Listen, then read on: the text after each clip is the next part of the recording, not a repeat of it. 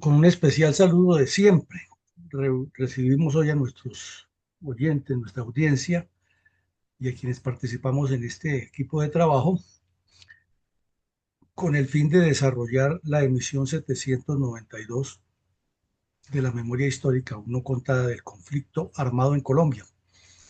Es jueves 3 de julio de 2025 y el episodio que traeremos hoy fue un hecho que conmovió a Colombia en pleno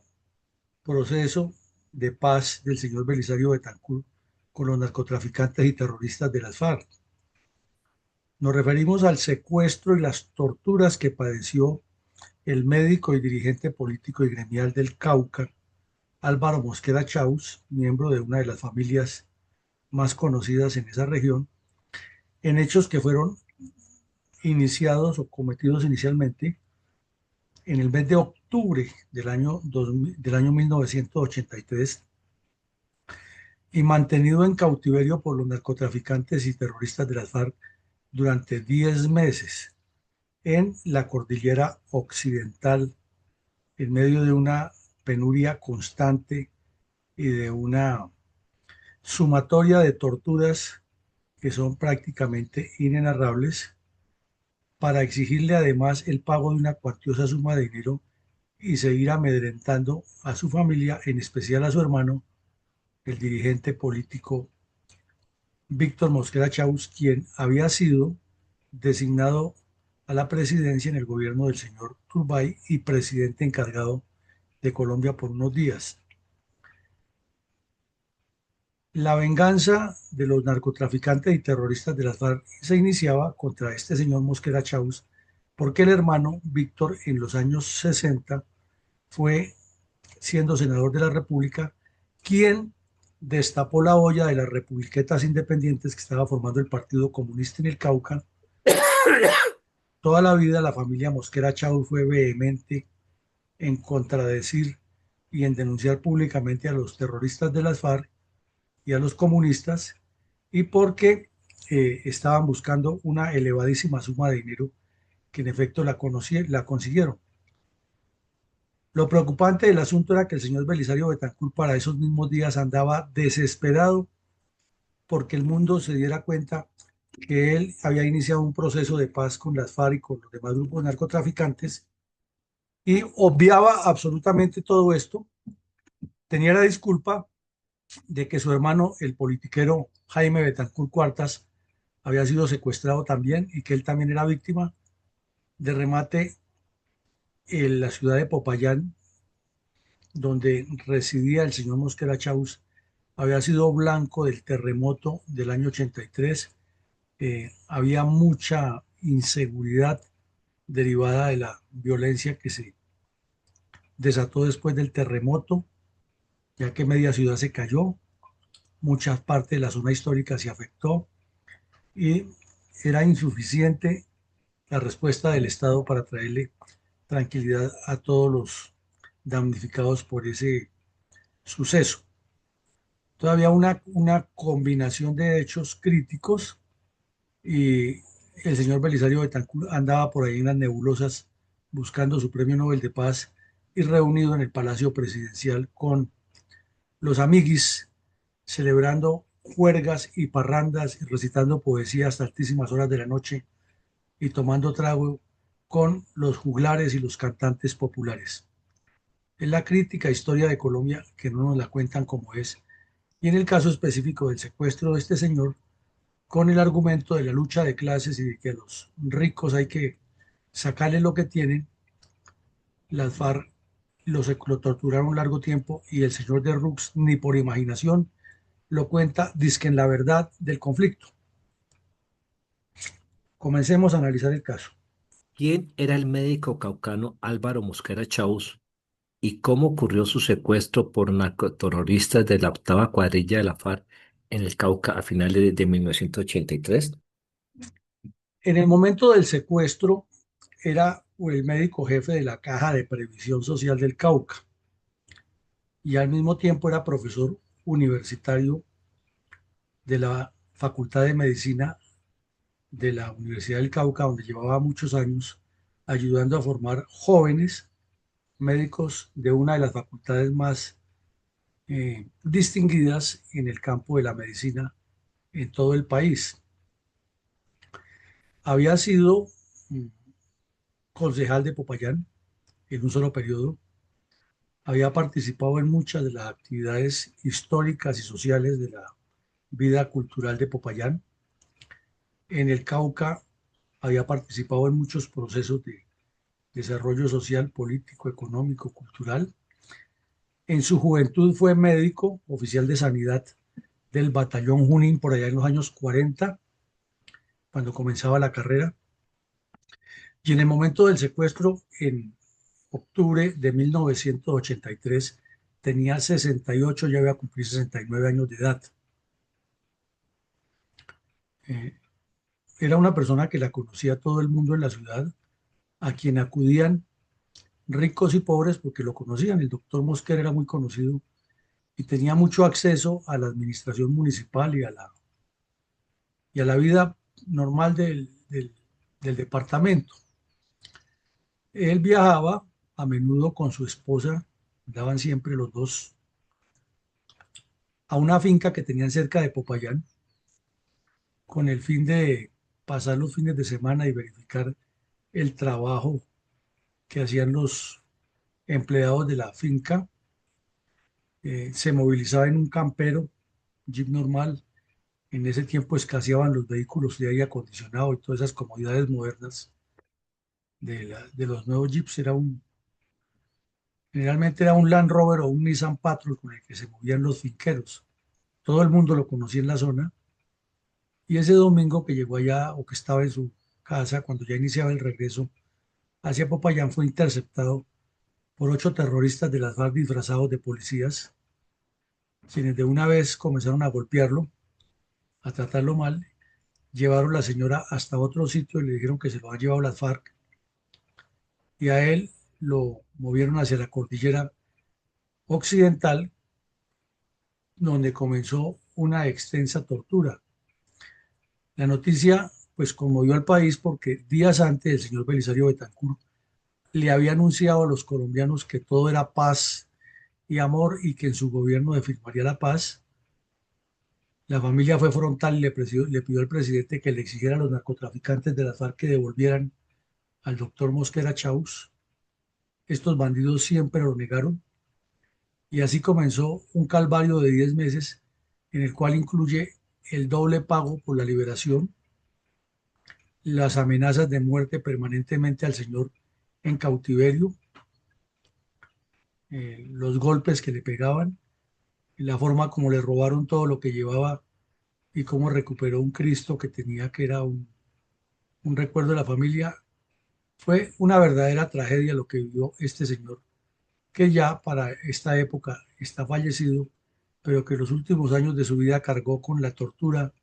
de haber sido secuestrado por los narcotraficantes de las FARC, que ahora son quienes están en el Congreso, porque mm, al hacer una cotejación de las fechas y de quienes integraban el grupo criminal, resulta muy evidente que en esa zona estaban el terrorista Pablo Catatumbo y que quien viajaba a hacer las negociaciones para recibir el dinero probablemente fue el Tornillo Lozada y el señor o el bandido Rodrigo Granda. Entremos en materia con lo demás. ¿Cuál era la conducta del grupo narcoterrorista ELN a finales de 1983 frente a la bochornosa e irresponsable conducta del presidente Belisario Betancur frente a los criminales de todas las tendencias comunistas que para la época delinquían en Colombia? El mismo día, eh, las FARC secuestraron en el Cauca al señor Víctor Mosquera Chaus, a pesar de haber firmado un documento público en Casa Verde con los figurones que viajaban allá en nombre de Belisario Betancur, dizque hacer la paz. Ese mismo día, el ELN, que había anunciado desde el principio que no haría paz con Belisario, que ellos estaban fuera de esa negociación, colocó una bomba en el Liceo Colomboamericano de Medellín. Ahí vemos la foto, cómo quedó o cómo quedaron las instalaciones. Ese mismo día, colocaron una bomba de altísimo poder cerca a la sede del periódico El Colombiano, coordinación LLN y Pablo Escobar. Afortunadamente, los miembros de la Policía Nacional expertos en explosivos desactivaron ese petardo. Eh, la explosión del artefacto en, en la sede del Liceo Colombo Americano fue impresionante, causó muchos daños inclusive en los locales de alrededor. Afortunadamente no hubo víctimas mayores. Eh, la semana anterior esos mismos bandidos habían asesinado al celador y le habían robado el arma. eh, y luego que pasó esa explosión, un terrorista del ELN, de los Palmeros, como se les llamaban ellos a los de Medellín en su clave, llamó a las emisoras locales de Medellín y se identificó como el vocero de el Frente Noroccidental de Guerra del ELN, aduciendo que el acto criminal lo hayan cometido porque ese mismo día en Grenada, un país, una isla centroamericana, el gobierno de Estados Unidos había ingresado con tropas y había sacado del poder a un bandido que era el mandadero de Fidel Castro en la zona, que era el multiplicador del terrorismo comunista en la región y que demostraba cómo a la isla de Grenada estaban llegando terroristas de todos los países de Latinoamérica a recibir instrucción de violencia y de grupos armados con miembros de la narcodictadura cubana, de Rusia y otros países. Fue una decisión del presidente Reagan, que en su momento se le aplaudió muchísimo, haber derribado o haber derrocado ese régimen criminal que se estaba instaurando en Grenada. Y entonces el ELN, que le hacía mandados a la narcodictadura cubana desde sus orígenes, colocó esas bombas en Medellín para rechazar la intervención yanqui al libre pueblo del Grenada. Ese mismo día, en el Cauca, muy cerca de donde ocurrió el secuestro del médico Mosquera Chaus, criminales de las FARC asesinaron en San Juan de Mechengue, sobre el cañón del río Micay, o sea, donde hoy está el problema. En ese tiempo ya existían los bandidos de las FARC sobre ese cañón y ya estaban cultivando coca.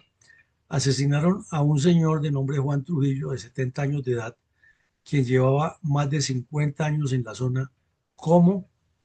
colono y que había construido una, un proceso de desarrollo comunitario en la región con los campesinos, sacando productos de pan coger, y los bandidos tenían que sacarlo de esa zona porque ellos necesitaban el área para comenzar a cultivar coca. Otra verdad que tampoco nos cuenta el curita de Rux en su supuesta historia de la verdad. Y en Santa Marta, en la zona rural de Santa Marta, fueron encontradas tres personas asesinadas por terroristas de la cuadrilla 19 de las FARC porque no se unían al grupo criminal y no les ayudaban en el terror. Y curiosamente, en ese mismo momento estaban anunciando a los cuatro vientos que ellos estaban en proceso de paz con el señor Belisario Betancur. ¿Cuál fue el cínico comunicado de los narcoterroristas de la octava cuadrilla de la FARC en el mes de agosto de 1984, pese a que estaban planeando, que estaban plenamente confirmado que ya la familia del secuestrado Álvaro Mosquera Chaus les había pagado una millonaria extorsión para que liberaran a la víctima del atroz delito? La Semana Santa del año de 1984 fue muy movida en Popayán porque se cumplía un año del famoso terremoto que había destruido la ciudad el día Jueves Santo del año anterior. Entonces Popayán es una ciudad demasiado católica, tiene una tradición ya de siglos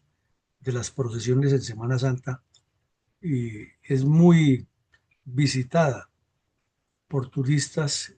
religiosos que van a todas esas celebraciones que son largas, constantes durante todo el periodo de Semana Santa y tienen una gran participación de la sociedad payanesa en en esa celebración. Eh, por tal motivo, y además Popayán en ese tiempo era un pueblo grande, hoy ya es una ciudad mediana, pero era un pueblo grande, todo lo que pasaba se enteraba todo el mundo de una u otra manera. Se filtró la información que en los días de Semana Santa,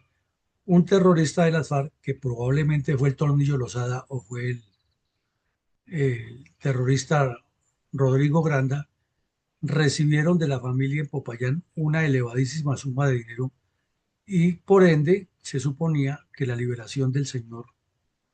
Mosquera Chaus sería cuestión de días.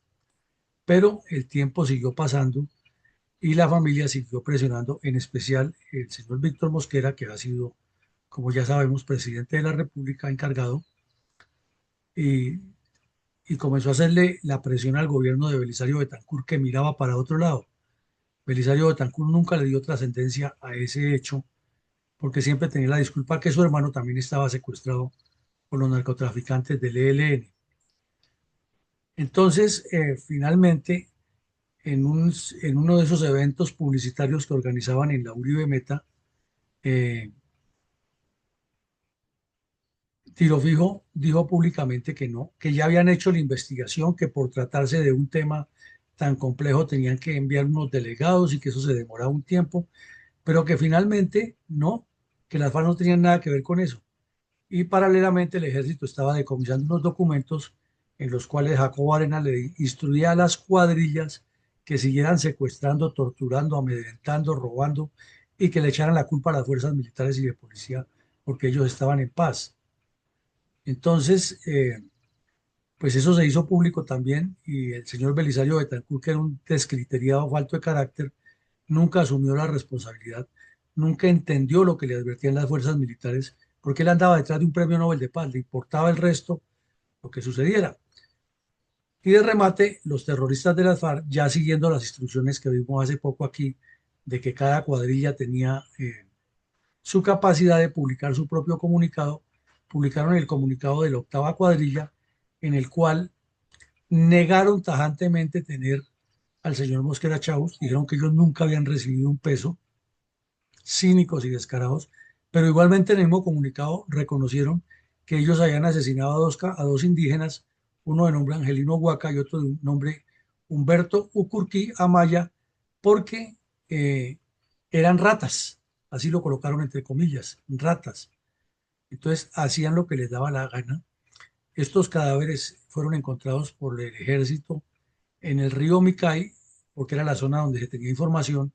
que tenían escondido al señor Mosquera Chaus y por allá andaba buscándolo el ejército. Entonces, al encontrar esos cadáveres, pues se hizo la noticia pública y como ya los bandidos no lo podían negar, entonces publicaron el comunicado en los dos sentidos. Uno reconociendo que sí, que ellos habían asesinado a los dos campesinos, a los dos indígenas, pero que al mismo tiempo ellos no tenían nada que ver con el secuestro de Mosquera Chaus. Una farsa que nadie se la cree, pero que la hicieron en su momento, de lo cual tampoco nos habla el supuesto informe de la verdad del señor de Rux. ¿Cuál era la cifra de ciudadanos secuestrados en poder de los brazos armados del Partido Comunista a regañadientes reconoció el débil gobierno de Belisario Betancur para finales de 1983? Pues el débil gobierno de Belisario Betancur reconoció el 30 de diciembre, y fue publicado el 31 del 83, que los narcotraficantes de las FARC, el ELN, el EPL y demás grupos terroristas de orientación comunista tenían en ese momento a 48 secuestrados plenamente identificados. No quería decir que esa era la cifra era más grande, pero que estuvieran plenamente identificados había en ese momento 48 y publicaron los nombres. Y obviamente el señor Betancourt se autovictimizaba que él también era parte de ese problema, ya que su hermano, el magistrado del Consejo de Estado, Jaime Betancourt Cuartas, había sido secuestrado por el ELN y no daban razón de eso. y publicaron la lista de las otras personas. Eh, había una señora francesa, entre otros, había finqueros, había comerciantes, había industriales y había personas con alguna capacidad económica y todos fueron liberados, obviamente pagando. Pero demuestra que era una farsa y uno se pregunta ante un hecho tan evidente como este, ¿por qué el señor de Rux en su memoria, en su supuesta verdad, no cuenta cómo pasó, sino que le da la vuelta y habla de que fue un proceso en que se buscaba la paz y que fue que hubo enemigos secretos, que no sé qué más cosas, pero no cuenta la verdad? Adelante. Mi coronel, ¿cuáles fueron las primeras revelaciones ante los medios de comunicación por parte del dirigente político caucano Álvaro Mosquera en 1984, cuando fue liberado por los narcoterroristas de las FARC? Pues como lo vemos en la foto un poco borrosa, pero ahí se nota, recibió a los medios de comunicación en su propia vivienda particular al oriente de Popayán, la zona histórica, en compañía de la esposa. Y el señor estaba todavía en bata porque se encontraba en el proceso. Tenía unas cicatrices y unas heridas en las dos muñecas y en los tobillos, donde se le notaba los daños que le han causado con las cadenas, ya que los 10 meses estuvo encadenado y amarraba a un árbol. Contaba que para cualquier movimiento que haría, lo llevaban amarrado como si fuera un animal en la cadena hasta para bañarse. Tenía que ir encadenado y un bandido apuntándole con un fusil siempre, que comenzó a describir todo el recorrido del cautiverio, las veces que lo golpearon, que lo patearon, que lo obligaron a firmar documentos para que la señora lo recibiera y siguiera las instrucciones que él le enviaba, eh, la pésima alimentación que le dieron, la falta de higiene y el desaseo con que le pasaban los alimentos y le tocaba consumirlos, los problemas gástricos y estomacales que tuvo. Entonces comenzó a conocerse y también hizo un breve relato de la forma tan atroz como para eh, transportarlo a la liberación. Lo hicieron caminar más o menos 10 días por entre la montaña hasta salir a un sitio en que lo subieron en un vehículo y lo colocaron boca abajo con un fusil apuntándole en la cabeza para que no se diera cuenta de dónde estaba. Y en el momento de dejarlo libre, el vehículo en marcha, abrieron la parte de la puerta trasera del vehículo y lo tiraron al piso. Se golpeó también en ese momento y ahí le notó que le han dejado entre el bolsillo un billete de 50 pesos que él llevaba para que con eso pagara el transporte desde el sitio donde lo dejaron hacia Popayán. Cuenta cómo salió a la carretera y altísimas horas de la noche, ya casi la madrugada, y pues con la barba muy crecida, con el pelo largo, sucio, la ropa vuelta a nada, eh, se encontró con unos pescadores que al principio pensaron que era un indigente y cuando él ya por la forma de hablar y les dijo quién era, los pescadores inmediatamente lo ayudaron a mejorar su apariencia y lo subieron en un vehículo de la flota Magdalena y al llegar a Popayán, el policía que estaba de turno lo identificó y lo llevó al comando de policía y allí se produjo la noticia de que ha sido liberado el señor Mosquera Chaus. Entonces fue la primera información que se conoció de la forma como había estado en el atroz cautiverio y obvio eso era noticia de primera página y de primer orden en los noticieros de todo orden, de toda categoría, leídos, los radiales y la televisión. Mi coronel, por otro lado, ¿cuál fue la suerte de una pareja de esposos que fueron secuestrados por el ELN en Arauca el mismo día que las FARC liberaron al dirigente político Álvaro Mosquera Chaus? En ese mismo día, en Arauca, el ejército estaba desarrollando una operación para rescatar eh, a una pareja de ciudadanos que han sido secuestrados por los terroristas del ELN. La información no era exacta, pero se conocía la zona en que lo tenían. Y para desgracia de esa pareja, en el momento en que el ejército se encontraba en la zona revisando el sector, los bandidos estaban trasladando la pareja de un lugar a otro y se produjo un enfrentamiento. Entonces, como los dos secuestrados no tenían la facilidad de moverse con alma destreza por el monte, eh, con los bandidos, estos procedieron a fusilarlos y dejar los cuerpos abandonados ahí. Y cuando el ejército los encontró, pues los halló eh, de boca abajo y con tiro de gracia en la nuca a los dos señores. Fue otra noticia impresionante, pero el gobierno del señor Belisario Betancur seguía hablando era de que el ramo de olivo de la paz estaba tendido para que los bandidos dejaran de cometer crímenes. ¿Cómo describió ese mismo día también el recién liberado dirigente político Álvaro Mosquera las conductas de los secuestradores? Pues ratificó lo que ya había dicho el día anterior, que la familia había pagado dos veces el rescate, que casualmente había escuchado en el radio el día que el hermano Víctor Mosquera Chaus le había dicho al aire a Tiro Fijo y a Belisario Betancur que dejaran de ser sinvergüenzas, que el rescate ya lo habían pagado, que por qué no liberaban al hermano. Porque el rescate lo pagaron en Semana Santa, como ya dijimos, si era cierto que lo habían pagado. O sea que el rumor que había regado en Popayán era cierto, y ya estaban a finales de mayo, es decir, casi 2 meses después, y nada que lo liberaban. Entonces, eh, Tiro Fijo, hablando en rueda de prensa como si fuera pues todo un personaje de la vida nacional, había dicho que todavía estaba en investigación, pero que lo que había podido averiguar era que no estaba en el poder de las FARC, que él no estaba en poder de las FARC. Y entonces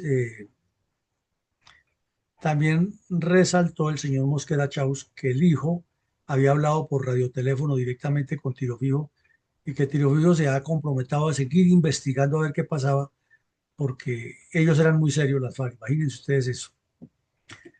Luego dijo con mayor precisión que cuando él se enteró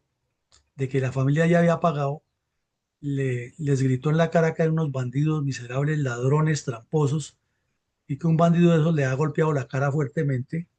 Entonces que otro de los delincuentes intervino, el jefe, y evitó que no ocurriera eso. Contó que recién secuestrado, él llevaba una cadena de oro con un Cristo que le ha regalado la esposa cuando han cumplido 20 años de casados,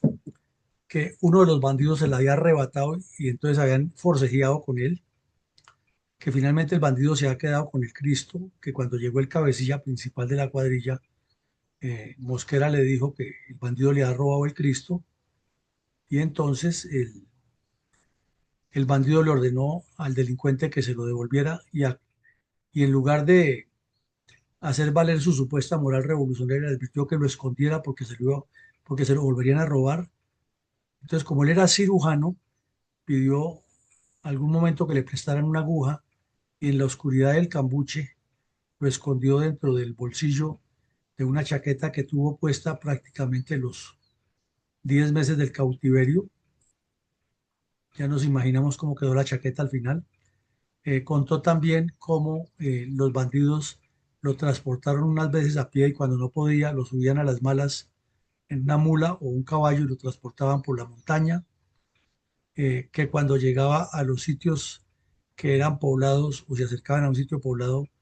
eh, lo vendaban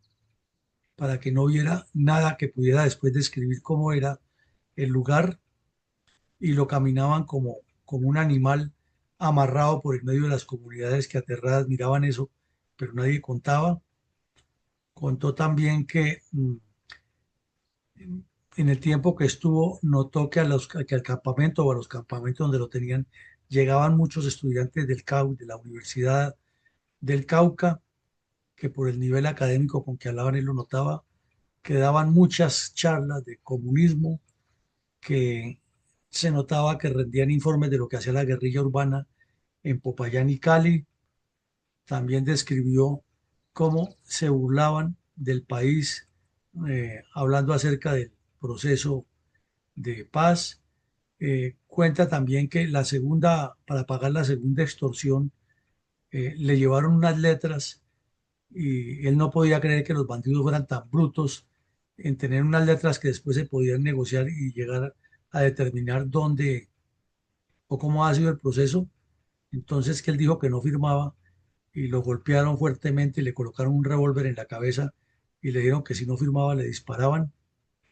Él inicialmente les dijo que no, eh, pero pues ya forzado por las circunstancias, eh, lo hizo, que uno de los bandidos le regaló o le prestó mejor un libro de Neruda y otro libro eh, de actualidad política de la época y que lo releyó y lo releyó porque no tenía nada más que hacer, que los bandidos prácticamente lo miraban como un loquito, pero pues en esa presión psicológica tan grande que tenía, ¿qué más podía hacer? Y en fin, relató que él llegó el momento en que les dijo de frente que lo mataran, que él hizo un compromiso con con la muerte en medio de su desespero que tenía en la soledad y su compromiso con la muerte que le llegara rápido. Eh, una tragedia completa la que contó este señor y está escrita y uno se pregunta si el documento está escrito, si lo publicaron los medios, si fue repetido por las emisoras, si fue repetido por la televisión, si fue noticia nacional reiterada varios días. ¿Cómo es que al señor de Ruck se le olvida contar esa partecita en la supuesta verdad del conflicto? ¿Podríamos resumir la extensa crónica del relato del secuestro del dirigente político Álvaro Mosquera por narcoterroristas de las FARC en el año 84, publicada por un diario capitalino, bajo el título 10 meses entre la vida y la muerte? Allí volvió con otro periodista que le hizo una crónica ya a repetir todo esto que hemos hecho. Ya hizo una descripción mucho más médica de lo que era la personalidad de estos bandidos. Dijo algo que ha sido característico en todos los secuestrados que se vuelven muy observadores del comportamiento de los delincuentes, que había unos que tenían una actitud violenta, grotesca, de odio, otros con tendencia a la crueldad, porque por ejemplo había un bandido que tomaba animalitos de ojos de la selva, de esos insectos que hacen que perviva la naturaleza, que son los que mantienen el ecosistema, y que los amarraba con una cabulla o con el hilo de una cabulla, amarraba 20, 30 y que luego prendía una pequeña fogatica y disfrutaba viendo esos animalitos cómo se iban eh, muriendo por efecto del fuego y, y las contorsiones que hacían en el cuerpo, y que se reía con una mentalidad diabólica y que varias veces le escuchó decir a ese bandido que así quería ver a todos los oligarcas de Colombia ardiendo en medio de amarrados, sufriendo después de que los bandidos los secuestraran. Contaba también cómo se veía la disciplina en esas guaridas por terror a los bandidos. Dice que entre ellos utilizaban la palabra cigüeña para mencionar al bandido que le correspondía cuidarlo ese día, que lo llevaba amarrado como un animalito a todas sus necesidades fisiológicas y los y el baño, que la comida se la entregaban como por humillación, que hacían todo lo posible por hacerlo perder la noción del tiempo, pero que en la fecha de Año Nuevo para iniciar el 84 los bandidos han llegado a un sitio cercano a un área urbanizada, a un caserío, habían matado a un cerdo y toda la noche se la han pasado libando licor y gritando vivas a la revolución comunista, que le decían frontalmente que ellos iban a secuestrar al hermano, a Víctor Mosquera Chávez, que era el verdadero objetivo, que todos los ricos tenían que pagar entregándole el dinero a la revolución y que todo ese dinero lo necesitaban para comprar armas y destruir el capitalismo, que relató cómo eran las guaridas donde durmió, las etapas en que llevó, cómo padeció las inflamaciones en los pies, eh, y cuando tuvo que enseñarle a los bandidos a leer y escribir algunos que no sabían, pero matar sí sabían muy rápido cómo es que se hacía, y él encontraba ese contrasentido entre una alienación comunista que no entendían, porque realmente no la entendían, pero lo único que salían de esas charlas era convencidos que los ricos eran malos y que ellos representaban a los pobres que iban a cambiar a Colombia. Fue un testimonio muy lleno de datos. Eh, Le mostró la señora también a los medios de comunicación la nota que él les había enviado, eh, la transcripción que ha hecho de uno de los versos de Neruda, pidiéndole a ella que lo acompañara en esa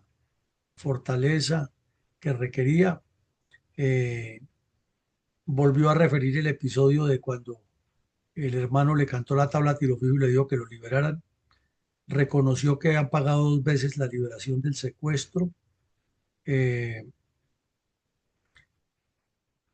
Volvió a resaltar la pésima alimentación que le daban, eso lo repitió varias veces. Y, y también dijo que ha recibido, gracias a la bondad, seguramente del Tornillo Lozada y Granda, que eran los que hacían esas gestiones, las cartas de la esposa y de una familiar, pero que últimamente había optado por guardarlas y darse la disciplina de no leerlas, porque eso lo asediaba más todavía y le hacía pensar que su vida estaba ya en la etapa final. Y volvió a repetir que él había hecho un pacto con la muerte y que estaba dispuesto a que el día que los fusilaran les iba a decir todas las, todo el odio que él tenía en el alma contra esos bandidos por lo que han hecho. Es un relato estremecedor, digno de una novela.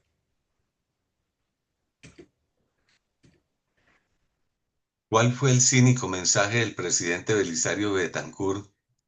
al dirigente político Álvaro Mosquera tan pronto se produjo su liberación, forzado por las circunstancias de que la familia de la víctima se adelantó a publicar en los medios de comunicación un efusivo saludo de agradecimiento a los colombianos que demostraron solidaridad con ellos ante el lamentable suceso? Pues resulta que en vista de que el presidente estaba haciendo el de la oreja gacha, la familia decidió publicar en primera página de varios medios de comunicación un aviso cortico que decía agradecimiento, y el agradecimiento era al país, a todos los ciudadanos que se habían manifestado solidariamente con la familia Mosquera Chaus y en especial con el doctor Álvaro Mosquera por la trágica experiencia que acababa de vivir. El señor Belisario Betancur, muy hábil, politiquero y descompuesto como siempre, y en aras de conservar su aparente posición de negociador y de conciliador, se vio obligado a publicar una carta o enviarles una carta que fue publicada en los medios de comunicación y en la cual hizo varias trapacerías, que publicó una carta o le envió una carta paralelamente a Mosquera Chaus y otra al doctor Jaime Fernández de Castro, otro personaje distinguido en el Valle del Cauca que también ha sido secuestrado por las FARC, pero en todo el texto en ningún momento Belisario Betancur nombra a las FARC, en ningún momento cuestiona a los terroristas, en ningún momento se solidariza con las víctimas colombianas, en ningún momento demuestra autoridad, sino que se va por las ramas y comienza a hablar que en Colombia hay una situación complejísima. Me ha dicho, se parecía a la señora Laura Bonilla o Alfredo Molano o a todos los que le han hecho propaganda a las FARC todo el tiempo, hablando de la situación del país, de la violencia que ha padecido Colombia, del sacrificio de los colombianos, de los criterios patrióticos que tienen los ciudadanos, pero en ningún momento condenó a los bandidos ni mencionó que por esa razón iba a replantear su falsedad del proceso de paz. Eh, y por igual, las familias Fernández de Castro y Mosquera Chaus recibieron eso fue como una bofetada, como una burla del propio mandatario que en público y en privado en otros escenarios siempre se ponía de ejemplo que él era la víctima también, ya que su propio hermano estaba en poder del ELN. ¿Cuál era la conducta de los dirigentes políticos de la época frente al evidente cuadro de violencia y de farsas de paz de los grupos narcoterroristas, escudados por Belisario Betancur? Andaban en otro mundo, con esos dirigentes políticos de la época andaban, era cada uno buscando, ya estábamos hablando del 84, casi 85, entonces ya venían las elecciones del 85, las FARC estaban promoviendo con la UP que la elección de alcaldes fuera popular y no nombramiento de los gobernadores, lo mismo con lo de los gobernadores que fuera popular y no nombramiento del presidente, que las FARC proponían en Casa Verde que había que hacer elección popular entre unos abogados y que fuera el pueblo colombiano el que eligiera al procurador, que había que acabar la Procuraduría General de las Fuerzas Militares, que había que nombrar un ministro de Defensa Civil, y todo eso andaban los politiqueros en ese momento en la pelea de Lleras con Turbay, de López con Turbay, en el Partido Liberal y Durán Dusan buscando ahí,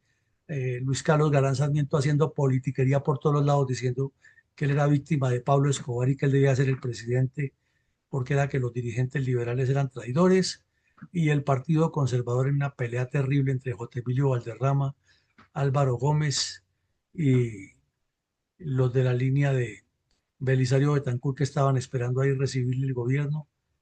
Entonces andaban en otro mundo mientras Colombia se seguía desangrando y el presidente arrodillado ante los bandidos. ¿Por qué la hermana de Álvaro Mosquera era la alcaldesa de Popayán cuando su hermano Álvaro fue liberado? Pues cuando el señor fue secuestrado, ella no era la alcaldesa de Popayán. En ese tiempo, como lo acabamos de mencionar, el alcalde era nombrado por el gobernador. Y el gobernador, pues generalmente en las ciudades capitales lo hacía en coordinación con el presidente. Era una repartija de puestos y de cargos de lo que ha caracterizado la corrupción en Colombia. Él, el alcalde era Diego Castrillón Arboleda, un antropólogo y periodista también de Popayán, que renunció ya llevando como un año y medio de alcalde. Entonces, eh, el nuevo liberalismo, que era el que seguía al señor Galán, la presentó ante el Consejo Municipal y ante la gobernación y los politiqueros de la región, y la señora pues fue nombrada, no elección popular, sino fue nombrada. Entonces a ella le tocó asumir parte del proceso de la negociación para liberar al hermano. Y los bandidos tuvieron el cinismo de buscarla y pedirle que se convirtiera como en una multiplicadora de lo que ellos pensaban y de lo que ellos hicieran con el fin de aclimatar la paz en la región.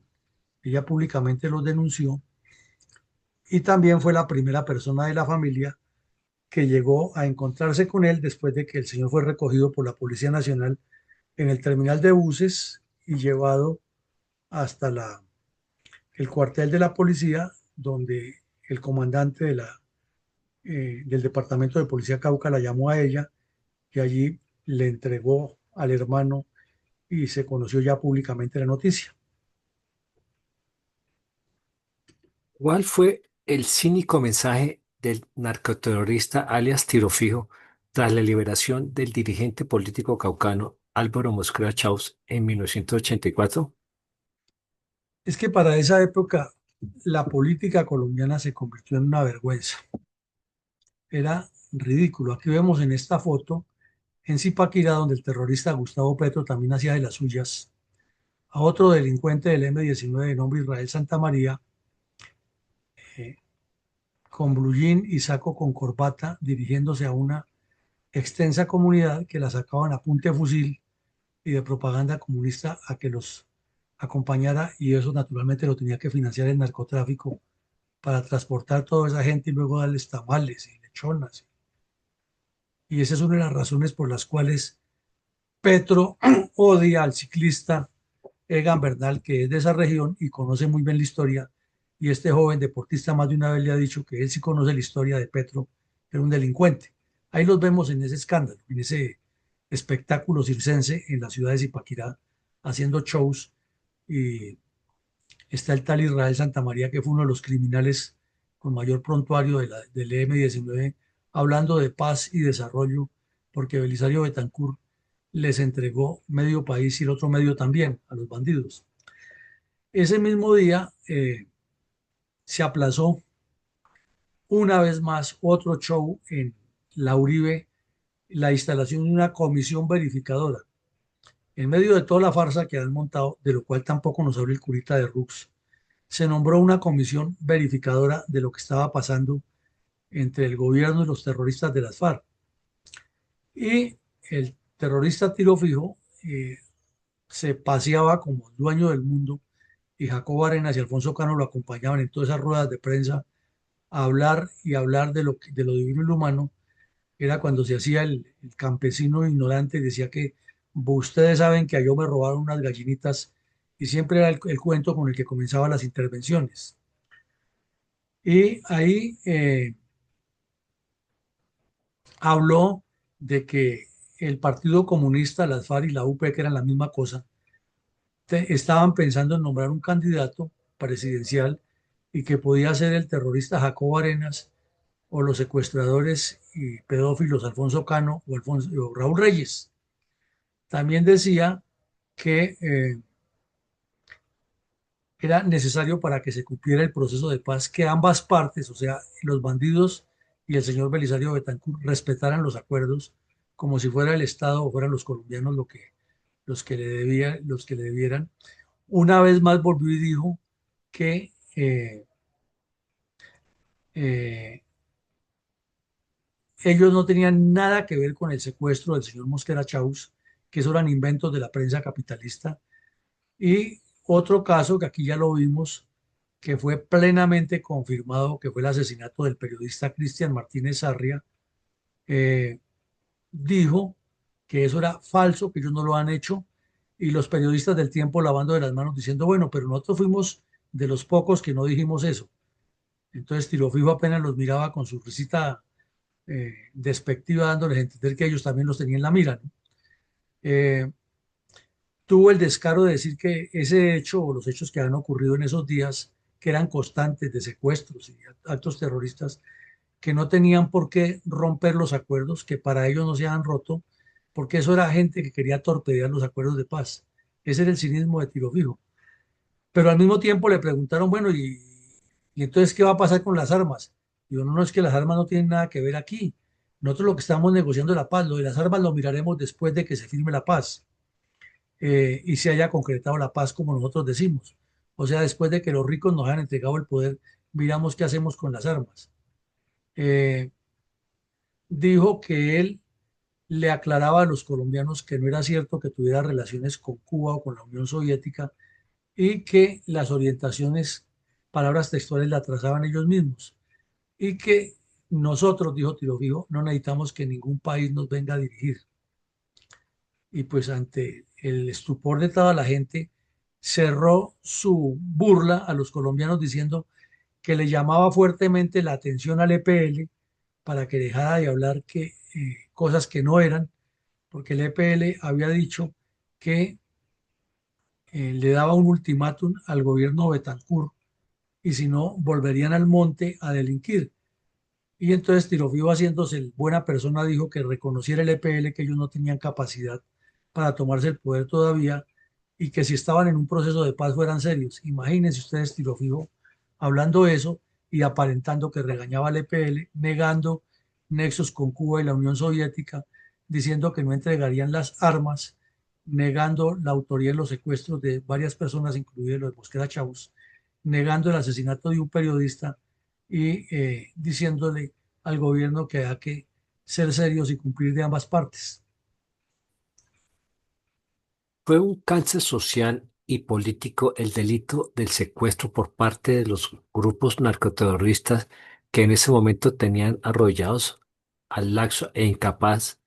mandatario Belisario Betancur en la mesa de conversación? Claro que fue un cáncer. En el balance de 1984, el 31 de diciembre, vemos la fecha ahí en la página 12A del periódico El Tiempo, se publicó la lista de todos los secuestrados que se conocieron en el país y está el autor, las FARC, por ejemplo, comienza en San Vicente de Chucurí con la señora Carmen María Giraldo de Acevedo, secuestrada y después de que pagó un extenso secuestro, un grande, eh, una gran cantidad de dinero, fue liberada. Nombraba también el secuestro en Sabana Torres de un teniente del ejército retirado por parte de las FARC.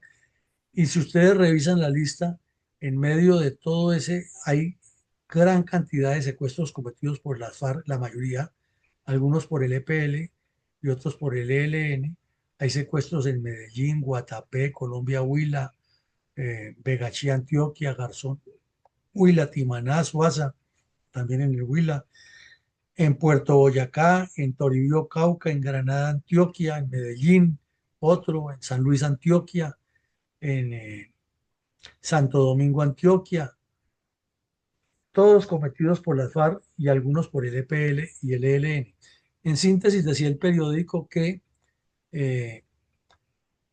solamente 65 de los secuestrados ese año habían sido liberados después de pagar cuantiosas sumas, que la Policía Nacional y el Ejército en operaciones habían dado de baja a 26 bandidos, algunos de las FARC en esas liberaciones de secuestros, y que había órdenes de capturas contra 130 identificados. E ilustraban el artículo con la foto de Jaime Betancourt, de Abraham Domínguez Vázquez, muy conocido también en el mundo del toreo y del rejoneo, de Álvaro Mosquera Chaos y de un señor de nombre Policarpo Gutiérrez Encinales del Valle del Cauca. Eh, También mencionaban unos secuestros en Bogotá, en Bucaramanga, en el Tolima, y la lista era extensa. Increíble que existiendo esta lista tan concreta y habiéndose calificado como un verdadero cáncer el secuestro en pleno proceso de paz, el señor de Rux ni siquiera lo mencione, cuando él tenía un equipo grandísimo de parásitos que se eh, lucraron del presupuesto del Estado, que tenían como tarea precisamente escudriñar en los archivos públicos y privados y de los medios de comunicación, en las hemerotecas, escudriñar todo esto y hacer,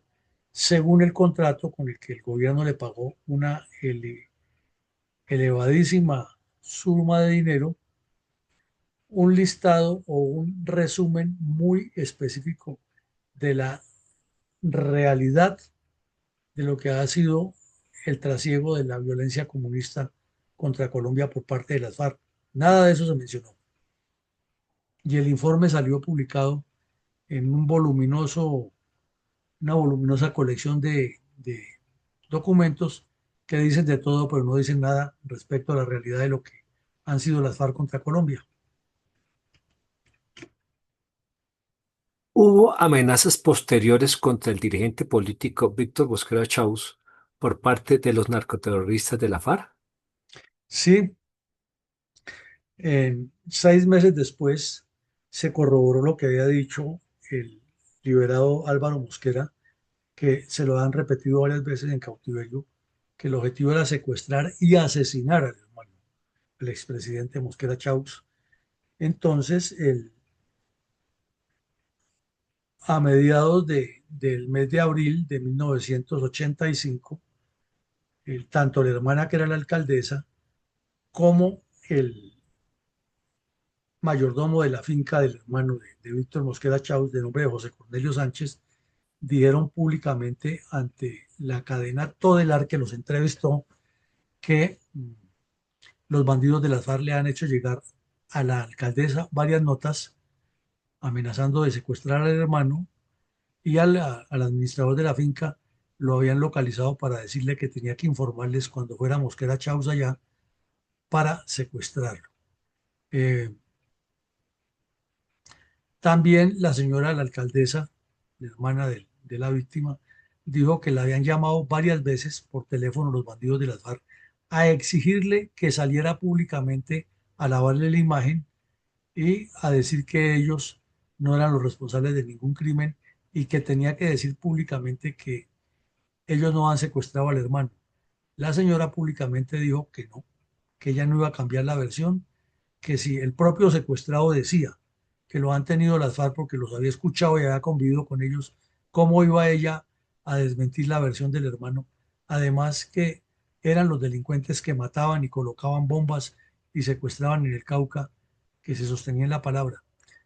Lo cierto es que el expresidente Mosquera Chávez se vio muy limitado para volver a su finca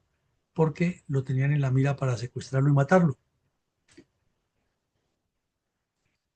¿Cuál fue el final de cuatro de los narcoterroristas que participaron en el secuestro del dirigente político caucano Álvaro Mosquera Chávez en octubre de 1983? Es que la Policía Nacional realizó una operación exitosa en Santander de Quilichao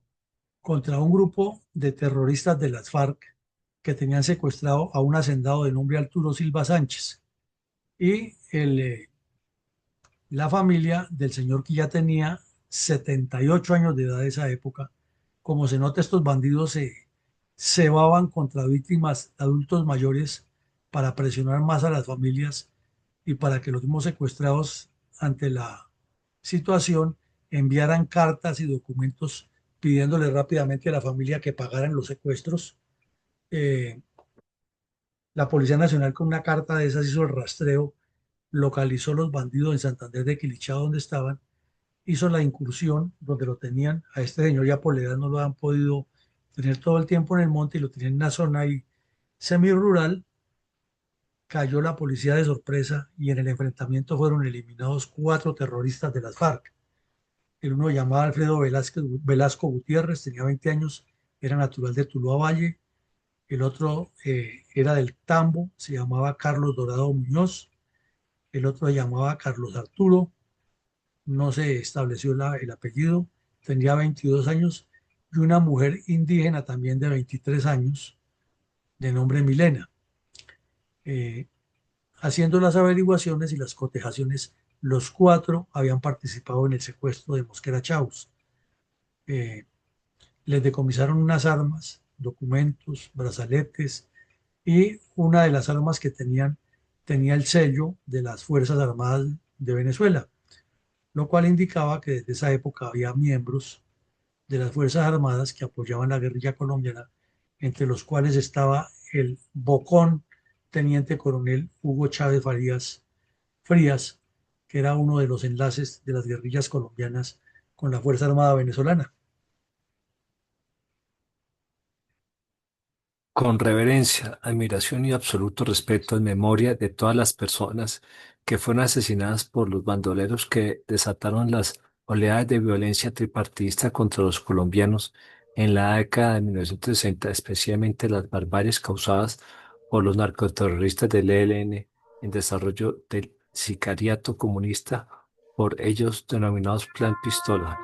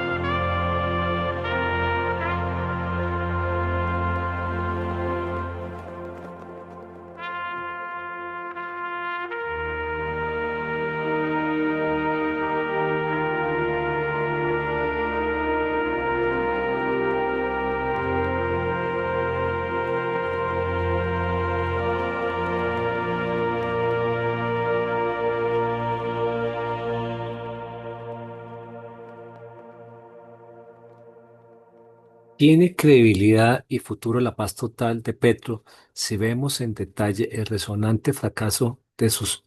livianos negociadores con los grupos narcoterroristas a a lo largo de 7 décadas de violencia política contra los colombianos? No, no tiene credibilidad por una razón muy sencilla. Aquí acabamos de ver que en plena farsa del proceso de paz, cuando los politiqueros, proceso de paz con las FARC, eran varios grupos, pero las FARC era el más visible, EPL, M19, etcétera. Vemos que mientras los politiqueros se daban codazos y dentelladas por salir en la foto con tiro fijo en Casa Verde, y mientras el señor Belisario Betancur mentía descaradamente al país en medio de su desgobierno para sostenerse y buscar un premio Nobel de Paz, los bandidos estaban jugando a seguir secuestrando, amedrentando, mintiendo, robando, etcétera. Eh, es imposible pensar entonces que se vaya a lograr un acuerdo que sea valedero, que sea benéfico y que sea positivo para los colombianos, y menos en el gobierno de este señor que actualmente dirige el país, que es de los mismos que hizo parte en esa época de esa tragedia y que está más empeñado en legitimarlos a los delincuentes que en defender la institucionalidad. Por ende, la conclusión es no. Sigamos con su comentario. Adelante, mi coronel. Gracias, mi coronel. El comentario de mi coronel Alarcón. Título: Politiquería, secuestro y miedo. Recordar la historia es traer a la memoria eventos de nuestro pasado triste y lúgubre, si se trata en especial de acciones como la que tratamos en la edición de nuestro programa de la memoria histórica en el día de hoy. El secuestro, la criminal privación de la libertad usando formas ilícitas para obtener beneficios de diversas índoles. Por eso se le junta con otros delitos conexos como la extorsión, la tortura y el mismo asesinato, que incrementan una de las emociones primarias de los seres humanos, el miedo. Aplicando este execrable delito, también se acciona el engaño que completa ese recorrido tedioso que para algunos es fortuito, pues logran regresar del plagio. Otros, en cambio, en muchos hogares los continúan esperando. El secuestro del miedo del dirigente político Álvaro Mosquera Chaus, a más del presunto pago por el rescate de 25 millones, sería uno más de la cuenta que años tras años crece brutal y estadísticamente hablando en todo el país. Por regiones que mantienen una economía semiboyante, producto del sudor de la frente de la población, en especial la campesina. El departamento del Cauca, dada su complejidad histórica, las relaciones con las etnias indígenas y territoriales, que en la antigüedad abarcaba 11 de los hoy 32 departamentos de Colombia y una parte del vecino país del Ecuador. Encontramos que allí está el macizo colombiano, donde nacen nuestras 3 cordilleras y los 2 principales ríos, el Cauca y el Magdalena,